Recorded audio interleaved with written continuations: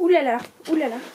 Bonjour. J'ai l'impression que tous les mois, je me dis non, ce mois prochain, tranquille. Il n'y a rien qui sort.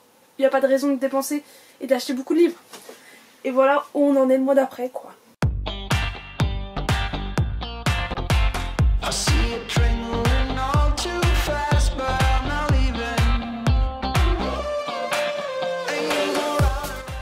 Salut YouTube, j'espère que tu vas bien. Je suis ravie de te retrouver aujourd'hui dans un book haul. J'adore les book hauls. Je sais pas, en fait pour moi c'est la promesse de plein de nouvelles lectures. Je m'excuse d'avance si le cadre est un peu gris parce que je pense qu'on vit tous à peu près en France. Il fait très gris et il pleut beaucoup. Et du coup voilà, j'ai pas d'éclairage. Faudrait un jour que j'en achète. Mais c'est vrai que j'aime bien ma petite fenêtre, elle fait un bon taf normalement, mais bon là aujourd'hui elle est pas ouf. Donc j'essayerai d'améliorer ça au moment du montage, mais voilà. Et aussi pour les grands habitués de la chaîne, ça a changé. Un boucher tour viendra, peut-être que vous l'avez vu avant ce book haul, peut-être après, je sais pas. Mais je suis trop contente, je me sens hyper bien d'avoir... j'ai fait un gros haul et j'ai tout réorganisé. Et bon, j'ai toujours regardé beaucoup de livres, hein, voilà. Mais je me sens super mieux. Donc je suis très contente. Aussi j'ai eu des petits soucis de caméra, enfin j'ai juste oublié ma caméra habituelle à Cergy. Du coup je filme avec mon ancienne caméra, donc désolée si le son est moins bien. Mais normalement la qualité vidéo devrait être mieux, on peut pas tout avoir. Ce book haul va être divisé en 4 parties. Du coup il y a des livres neufs, il y a des livres que j'ai achetés sur Vinted ou d'occasion, des services presse et...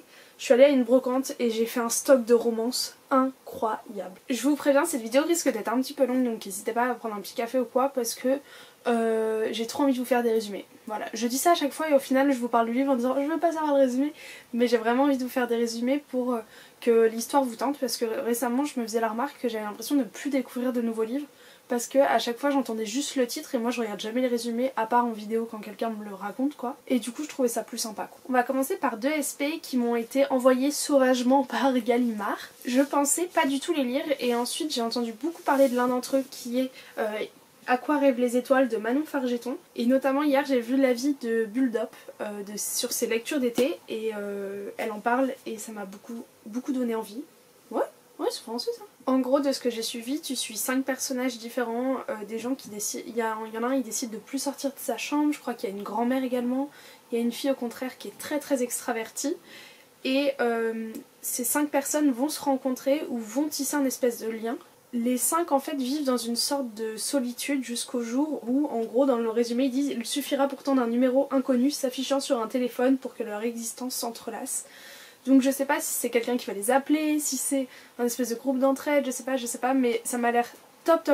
Et j'ai très envie de plonger dedans comme ça m'a l'air très poétique. J'ai jamais lu de Manon Fargeton, pourtant elle est très connue et je voyais dans le communiqué de presse qu'elle a écrit plus de 20 livres. Et dont beaucoup avec des grands prix et je crois notamment en fantasy, elle est très bonne et du coup je me dis que ça peut être un bon moyen de découvrir cet auteur. Je vais essayer de vous dire les prix parce que ça m'intéresse souvent de voir combien il coûte.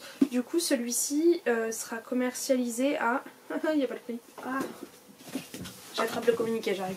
17 € il coûtera, ce qui est à peu près les prix pour un grand format de ce type là. Et le deuxième qu'ils m'ont envoyé c'est les chroniques de l'érable et du cerisier, le tome 1, le masque de No, écrit par Camille Monceau, donc toujours chez Gallimard. Et celui-ci, donc est très joli. Ah, vous voyez, les pages sont sprayed, je sais pas comment dire. Et c'est très beau, j'aime beaucoup, sauf que du coup je pense que Gallimard a son prix, le prix est à 20,50 €. Et je trouve ça très cher pour une saga qui est pas très connue. Tu vois, s'ils mettent le tome 5 de La Passe Miroir à ce prix là, je suis là en mode je comprends totalement parce que ça marchera et les gens achèteront. Mais en premier tome à 20,50 € ça me paraît un peu fort de café. Par contre de ce que j'ai compris ils mettent beaucoup d'espoir dans cette saga. Et en gros on suit un garçon qui s'appelle Ichiro qui est élevé comme un fils d'un mystérieux samouraï dans un petit village au cœur des montagnes et en fait tu suis vraiment un peu le rythme de vie japonais un peu classique et c'est à l'ère... Ah punaise c'est quoi? L'ère Iko, Micho, ah je me rappelle plus du nom parce que j'ai fait une énorme étude ça se voit que je me rappelle bien, sur le Japon. Quand j'étais en Asie, on devait choisir un pays d'Asie à étudier en économie. Et du coup j'ai choisi le Japon et du coup j'ai étudié un peu la partie historique et notamment du commerce du Japon. Et du coup il y avait les 3 ères. Et ça c'est le Japon médiéval, mais je suis sûre de l'avoir relu en plus. Bon, je sais plus, mais en gros ce qui se passe, je crois que son père... Enfin ils disent, mais par une nuit terrible, Ichiro voit sa vie basculer. Et du coup à ce moment-là, il doit fuir son petit village dans la montagne et je crois qu'il part sur les routes au travers du Japon pour finalement arriver à Edo, qui est du coup l'ancien nom de Tokyo. Et ça a l'air très bien. Je pense que pour les fans du Japon, ça doit être incroyable. Je suis contente qu'il me l'ait envoyé. Je vous garantis pas de le lire, honnêtement. Parce que voilà, mais je me dis que si jamais j'ai envie à un moment de voyager au Japon, peut-être que ça peut être la bonne lecture à ce moment-là. J'ai pas trop de livres dans ma palle qui ressemblent à ça. On a 8 minutes de rush pour 2 livres. Ouh là là, ça promet. Ensuite, on va passer aux achats Vinted. J'ai acheté pour un truc comme une quinzaine d'euros 3 livres de poésie. Donc vous avez The Witch Doesn't Burn in This One de Amanda Lovelace. En fait, c'est lui que je cherchais. Je cherche tous les livres d'Amanda Lovelace parce que c'est un peu un classique, comme quand tu parles Rue Picor, n'importe quoi. Comme quand tu parles poésie contemporaine, tu penses à Rue Picor. Tu penses également à Amanda Lovelace, tu penses à Atticus.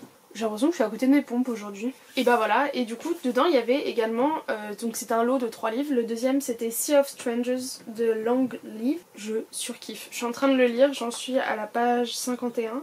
Et en fait il y a de la prose et il y a de la poésie. Et en fait je me demande si c'est pas plutôt la prose que j'adore à voir. Et en fait Long Live, j'ai regardé, elle fait plein de livres de poésie, notamment elle fait un coffret magnifique avec 3 livres de poésie dedans. Du coup c'est sûr que je vais acheter quand j'aurai fini, parce que là je commence à avoir un petit stock de poésie. Quand j'aurai fini ces deux-là, je me rachèterai je pense un livre de Long Live. Et je ferai gaffe à pas acheter celui dans le coffret, parce que je pense que le coffret je le demanderai à Noël ou un truc comme ça. Et celui auquel je pensais pas, mais comme il était dans le lot, j'ai pas... voilà, je crois que les 3 étaient pour 10 € avec les frais de port, ça a fait 15. C'est 100 Best Loved Poems. Et en gros, dedans vous suivez, par exemple, là vous avez Richard Lovelace, vous avez un poème de lui. Et en gros ça vous explique vite fait pourquoi il est important dans la poésie et tout. Et je me dis que ça peut me faire un peu ma culture G et tout, donc voilà, pourquoi pas. Ensuite, toujours sur Vinted, j'ai acheté... Vinted ou Vinted d'ailleurs, parlons-en un petit peu. En gros, j'ai lu récemment le tome 1 de The Raven Cycle de... hop, il est juste là. Donc c'est The Raven Boys, que j'ai beaucoup aimé, que vous allez voir dans le point lecture que j'ai tourné juste après. Et je le lis en lecture commune avec Léonie, et du coup on s'est dit qu'il fallait qu'on continue, et on avait de base envie de se faire un tome par mois. Échec, de ma faute, parce que j'ai mis énormément de temps à finir le tome 1. Mais là en octobre on va s'attaquer au tome 2, que vous allez voir juste après, et le tome 2, impossible de le trouver d'occasion dans les éditions que je voulais, donc en hardback comme ça. Donc du coup je regardais sur Vinted et j'ai vu une fille qui vendait le tome 3 et le tome 4, et je me suis dit vas-y achète, parce qu'elle les vendait à 12 € et 10 € si je dis pas de bêtises. Non, je crois qu'elle faisait 12 et 12, et du coup j'ai demandé pour qu'elle me fasse les deux à 10 en négociant. Et pas les deux pour 10 mais chacun 10 €, sachant que c'est des hardbacks qui coûtent 18 € normalement. Et en fait là elle m'a répondu qu'elle a vu que j'habitais à Rouen et qu'elle aussi était de Rouen, donc elle m'a dit en vrai si tu veux on se fait un échange en main propre. Je te les réserve, puis on se voit une fois en ville et tu me donnes l'argent et voilà. Du coup j'ai pas négocié le prix parce que ça faisait que ça m'économisait les frais de port plus les frais Vinted, et elle ça allait directement dans sa poche, donc voilà. Donc j'ai acheté le tome 4 et le tome 3 pareil de The Raven Cycle. Donc là vous avez Blue Lily Blue, Blue Lily Lily Blue. J'adore cette couverture, je la trouve mais magnifique, et j'aime trop parce qu'en fait c'est un peu nacré, je sais pas si vous voyez. Et après vous avez celle-là, The Raven King, pareil qui est magnifique, regardez dans le cerf, j'adore. Donc je suis trop contente, comme ça j'ai eu ces deux là pour 24 € au lieu de 18 et 36. Et là normalement demain j'attaque le tome 2. Donc en vrai je pense que c'est une saga, il y a moyen qu'elle soit finie au début de l'année 2021. Et du coup dans les livres de poésie je vous avais pas fait de résumé parce que tu peux pas vraiment faire un résumé d'un livre de poésie. Mais cela vous suivez une fille qui s'appelle Blue, donc dans le tome 1, et qui vit dans un petit village aux États-Unis, un peu près d'une montagne. Enfin c'est assez... moi ça m'a fait penser un peu à l'ambiance du roi Arthur et tout.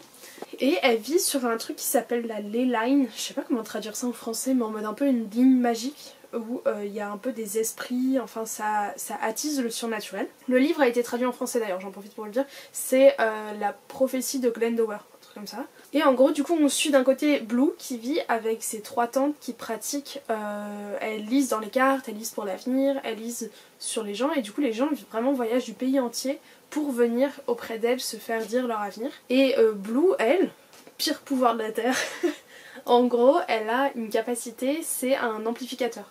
c'est comme une enceinte quoi.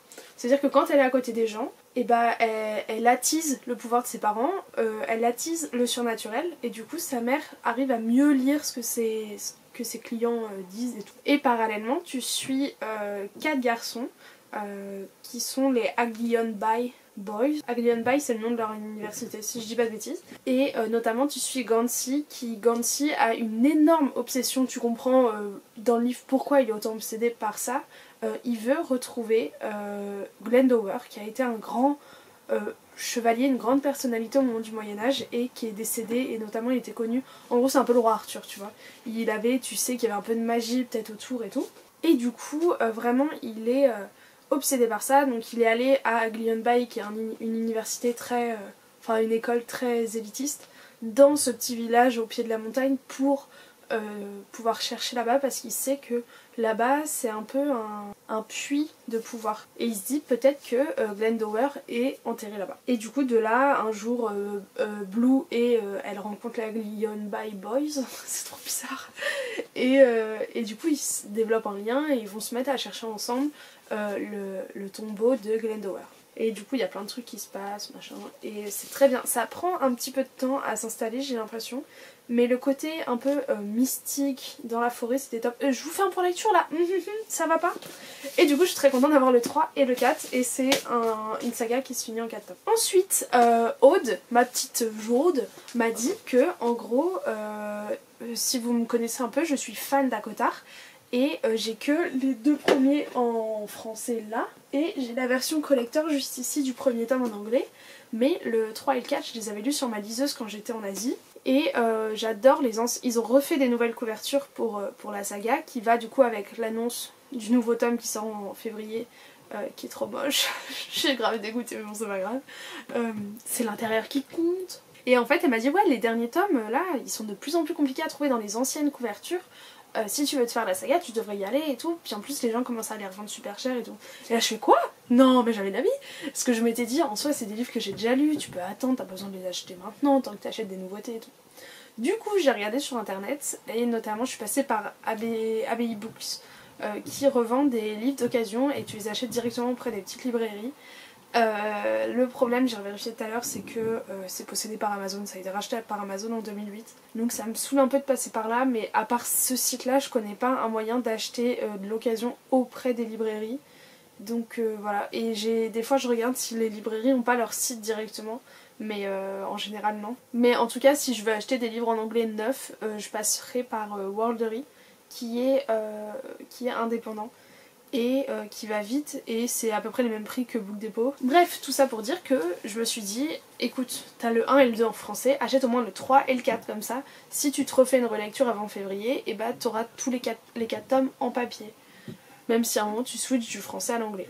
Donc j'ai commandé le 3 et le 4. Le 3 je l'ai commandé donc comme je vous disais sur une petite librairie que j'ai toujours pas reçue. Je l'ai commandé il y a 2 semaines je pense. Juste le truc c'est que c'est un peu long. Surtout avec le climat actuel et tout. C'est des livres souvent qui viennent d'Angleterre ou des États-Unis. Oula. Et donc là j'ai le 4. J'ai reçu le 4. Enfin le 3.5 qui est A Court of Frost and Starlight. Donc de Sarah J. Maas, mon petit bébé. Et lui je l'ai payé avec les frais de port un truc comme 6 ou 7 euros. En hardback, sachant que souvent les gens là le vendent à 18 euros. Donc j'étais plutôt refaite. Le hardback est vraiment hop, classique. Et en fait j'ai adoré moi cette novella en plus. Je pense que je vais me la relire à Noël parce qu'en fait elle prend place au moment du solstice d'hiver dans le monde de Akotar. Je vais pas trop vous en parler, donc un palais d'épines et de roses. Mais j'ai trouvé que ça faisait très réunion de famille à Noël. Donc pour eux en gros leur Noël c'est le solstice d'été. D'été ou d'hiver? En gros là où d'hiver parce que la nuit est la plus longue et comme c'est la cour de la nuit. Bref, je vais pas trop vous en dire. Et c'est vrai que je trouve ces couvertures beaucoup plus belles que les nouvelles, mais bon.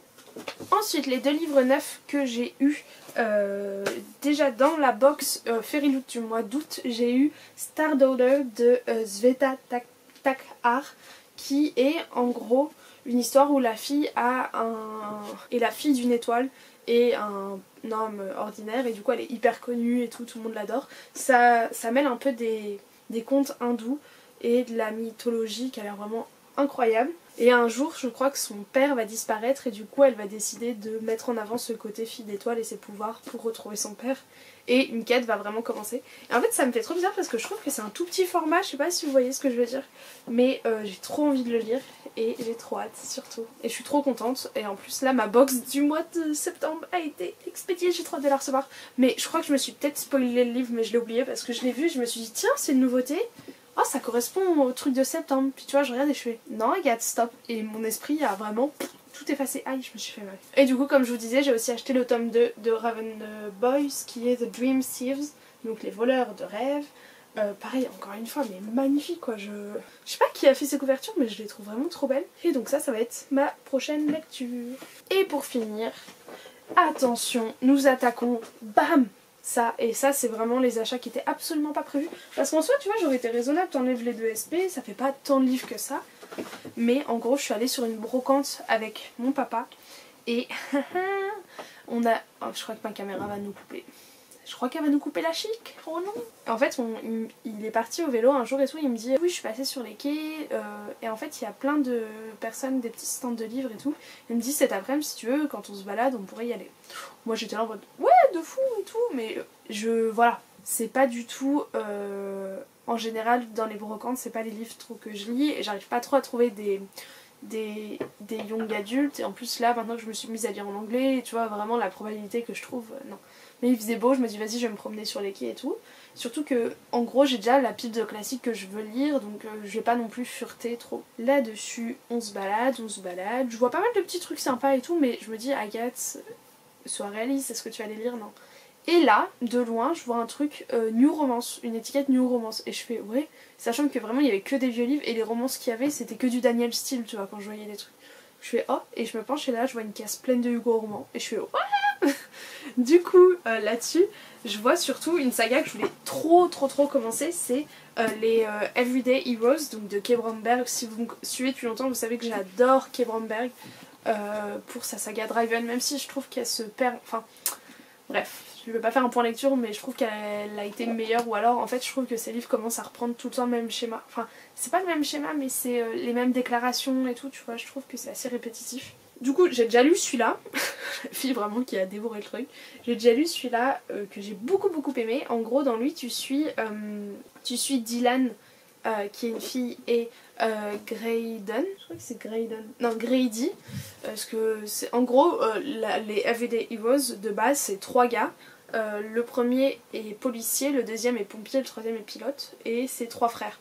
Et en fait, le premier s'appelle Grant, le deuxième Grady, le troisième Grayson, je crois. Enfin, tu vois, c'est vraiment... Les parents avaient pas d'inspi.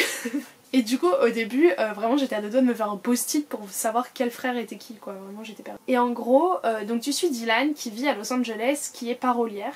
Et un jour, elle sort avec une des grandes stars, comme si tu dirais, je sors avec... Harry Styles, et un jour elle trouve Harry Styles, donc non, bah non, elle trouve Jet Baker, un truc comme ça, dans son lit, en train de coucher avec quelqu'un d'autre. Dylan, c'est une femme avec des formes, qui est galbée, tu vois, elle est quand même en chair, on va dire. Elle est pas grosse ou quoi, tu sens qu'elle a des formes et tout.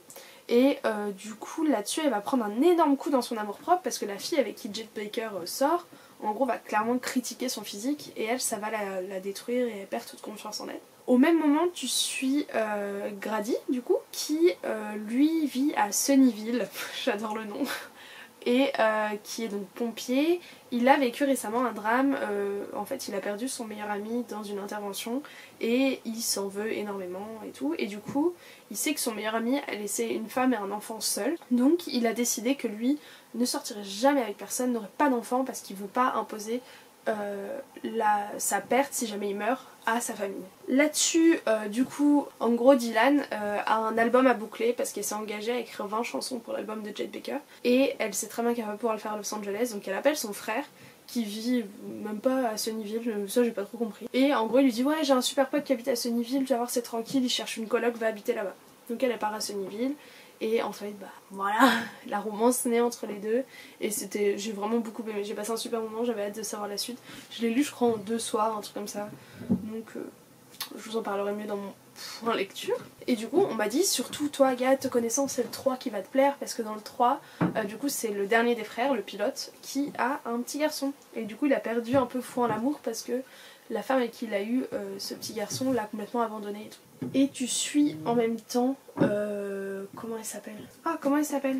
J'aime pas du tout d'ailleurs. Sydney, tu suis Sydney qui elle travaille dans le magazine de papa et qui un peu fait des bêtises, mais elle a l'air très pourri gâtée et voilà. Pour l'instant j'ai lu quoi? J'ai lu 31 pages hier à 3h30 du match. Je fais tiens je vais commencer un livre.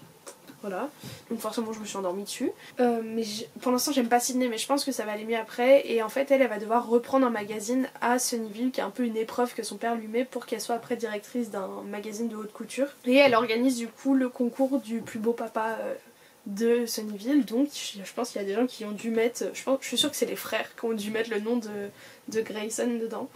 Et en fait les deux se sont connus quand ils étaient jeunes et ça je trouve ça cool, ça me fait un peu penser au livre de Brittany Cherry et je pense que forcément il va y avoir une romance sinon c'est quoi l'intérêt.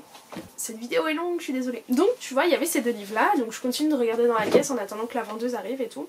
Et en même temps je vois ces deux là, c'est du Sarina Bowen, c'est le Grand Noir, pareil 2 et 3, je pense que quelqu'un avait dû passer avant pour acheter tous les tomes 1 et je me dis en vrai c'est deux petites poches. J'aime bien les petits poches de Hugo, je trouve qu'ils sont hyper cool à lire et voilà, ils prennent pas trop de place et tout parce que les Hugo sinon prennent pas mal de place. Et eux j'ai pas trop lu, je crois que lui il y a une histoire d'ONG et elle c'est ouais voilà, elle a fait un accident de voiture, enfin tu vois j'ai pas trop lu, je sais juste que Sarina Bowen c'est une des auteurs préférées de Tasha qui est une booktubeuse québécoise que j'adore et notamment parce qu'elle me donne toujours trop des bons conseils de lecture et c'est Sarina Bowen qui a écrit Notre année cachée et tout, vous savez les histoires à la fac où la fille est dans le fauteuil roulant que j'avais adoré, où j'ai lu les 2 premiers tomes. Donc je vois ça, je fais ok top, donc tu vois là j'avais ma petite pile comme ça, donc là j'avais 4 livres, mon père me regarde en mode, je le regarde, je fais et là-dessus, donc la dame arrivait toujours pas et là je vois celui-ci, And Then, tu sens le truc un peu dégénéré au fur et à mesure, de Scott McKenzie et Karina L, donc toujours chez Hugo Roman. Et là c'est un truc avec une fille qui est fan d'un groupe de musique et du coup elle rêve de l'intégrer et donc elle va se mettre à jouer de la musique et tout. Et ça m'a fait penser à, comment elle s'appelle cette romance? Maybe Someday. Je sais pas pourquoi je voulais penser à ça. Et je me suis dit ah pas mal. Et là je l'avais dans la main en train de lire le résumé et la dame donc vient me voir et elle me dit ça va, vous trouvez votre bonheur et tout. J'étais là ouais de ouf. Je dis oui tout à fait. Et je lui dis du coup je lui montre la pile des 4 livres que j'avais là et je lui fais vous me faites combien pour ça? Et du coup j'avais toujours lui dans la main donc elle me compte lui avec, elle me fait bah tout ça je te l'ai fait, elle compte, elle fait 18, oh non 15 €. Donc là j'étais vraiment mais trop contente parce que un seul par exemple lui il coûte 17 tu vois. Donc j'étais là yes trop bien et tout, surtout que eux j'allais forcément me les acheter parce que j'ai l'impression qu'ils sortent pas en poche là, ça me saoule. Et la fille regarde dans le carton, elle fait bah vous allez pas m'en laisser un parce qu'il en restait plus qu'un, elle fait allez prenez-le avec, 15 € pour le tout. J'étais là ok. Et du coup j'ai aussi eu Model Boyfriend de Stuart Reardon et Jane Harvey Berwick chez toujours donc New Romance. Et en gros, en me renseignant un peu, je me suis rendu compte que c'était un tome 2 également, enfin un tome 2, un espèce d'épilogue en fait au livre Invincible, je crois, que je connais pas du tout mais je l'avais vu passer au moment où il était sorti. Et en fait là, tu suis donc le gars je crois dans Invincible devient connu et du coup dans lui tu suis comment sa copine et lui vivent sa nouvelle célébrité et comment ça pose un peu problème. Je pense... Oh là là j'ai le hockey. Je pense que c'est un peu tu sais les livres où l'auteur a tellement aimé le 1, elle fait ça pour les fans. Je l'aurais pas acheté si elle me l'avait pas offert, mais là vraiment du coup j'ai eu tout ça pour 15 € et en plus vraiment j'avais plus de stock de romances, regardez je vous montre. Alors, vous voyez, juste ça là, bon, pour vous ça peut vous paraître beaucoup, 1, 2, 3, 4, 5, 6, 7, 8, j'avais que 8 romances en attente, alors que si vous me connaissez, ah non, et là et en poche j'en avais 5. Donc ça va. Mais c'est vrai que je suis habituée à avoir un grand stock de romances parce qu'une fois que je suis partie dans ma période roman, je dévore tout. Et ces derniers temps, j'en lisais beaucoup moins, c'est vrai. Mais bon, j'avoue que je suis trop contente de toutes mes trouvailles. Pour le mois d'octobre jusqu'à mi-novembre, je vais acheter seulement des suites de sagas parce que j'ai envie d'arrêter de commencer plein de sagas et voilà, ou non, que ça. Parce que pour une petite surprise, je vous expliquerai après, ça n'en vaut pas le coup. Non mais en gros je vais faire un swap et du coup on s'est échangé nos wishlists et on s'est dit ok on peut piocher tout ce qu'on veut juste pas les suites de saga et du coup ça, moi en même temps ça me force tu vois, je me dis non regarde commence pas un premier tome. Donc voilà. Bah écoutez, j'espère que cette longue vidéo vous aura plu. Je suis désolée, j'ai blablaté, mais j'ai essayé de vous faire plein de résumés, donc j'espère que ça vous aura plu. Dites-moi vous ce qui a rejoint votre petite pile à lire, ce que vous avez découvert pendant le mois de septembre. J'espère que votre rentrée s'est bien passée pour ceux qui sont retournés à l'école. Moi ça va, j'ai un peu du mal à me remettre dedans. Donc voilà, la preuve, je suis en train de filmer des vidéos au lieu de travailler. Je vous fais plein de gros bisous et on se dit à très bientôt pour une prochaine vidéo. Ciao ciao.